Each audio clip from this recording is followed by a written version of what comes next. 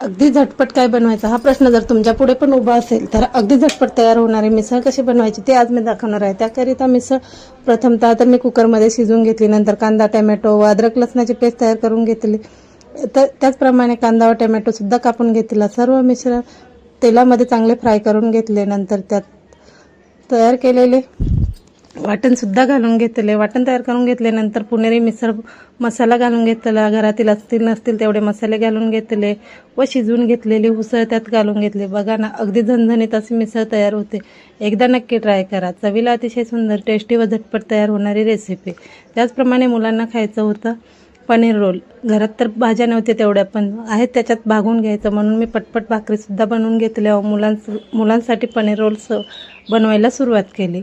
त्याकरिता घरात असलेले पनीर कट करून घेतले, त्यात दही घातली, लाल तिखट, त्याचप्रमाणे होते नव्हते तेवढे मसाले घातले। नंतर त्यात 2 चमचे तांदळाचे पीठ, 1 चमचा कॉर्नफ्लॉवर घालून घेतला व मिश्रण चांगले मिक्स करून घेतले। त्याचप्रमाणे त्यात चवीनुसार मीठसुद्धा घालून घेतले व अजून टेस्टी होण्यासाठी चाट मसालासुद्धा घालून घेतला।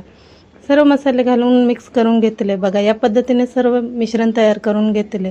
असे जर पनीर रोल मुलांना बनवून दिले ना तर मुले खूप आवडीने खातील। नंतर उभा चिरलेला कांदा, उभा चिरलेली शिमला मिरची व उभा चिरलेला टोमॅटोसुद्धा कट करून घेतला व सर्व मिश्रण चांगले पॅनमध्ये फ्राय करून घेतले। अगदी फ्राय करून झाल्यानंतर तयार केलेले पनीरचे मिश्रणसुद्धा फ्राय करून घेतले। या पद्धतीने मसाला तयार करून घेतला। त्यात असतील नसतील सॉसेस घालून घेतले।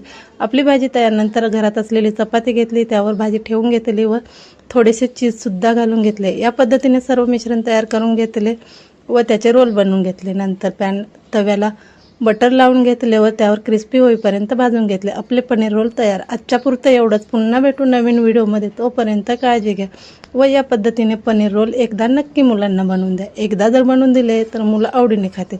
व्हिडिओ आवडल्यास व्हिडिओला लाईक, शेअर व सबस्क्राईब